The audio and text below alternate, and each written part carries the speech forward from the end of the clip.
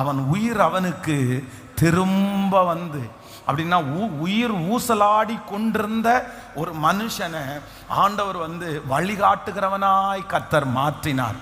நான் விசுவாசிக்கிறேன், இந்த சத்தத்தை கேட்கிற அன்பு ஆண்டவருடைய பிள்ளையை, ஆமேன், சாகிறதற்கு எதிர்பார்த்து கொண்டிருந்த ஒரு மனுஷனை, அப்ப பிரயோஜனமே இல்லைன்னு கைவிடப்பட்ட ஒரு மனுஷனை, பிடிக்கப்பட்ட ஒரு மனுஷனை வழிகாட்டுகிற ஒரு தலைவனாய் ஆண்டவர் மாற்ற முடியுமானால், இன்றைக்கு நான் கிருபையாய் ஆண்டவருடைய வார்த்தையை சொல்றேன்.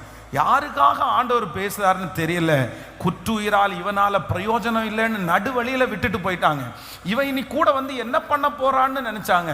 ஆனா அந்த மனுஷனை கொண்டு கர்த்தர் பெரிய ரட்சிப்பை கட்டளை இட முடியுமானால், உங்களையும் என்னையும் கொண்டு கர்த்தரால் பெரிய காரியத்தை செய்ய முடியும்.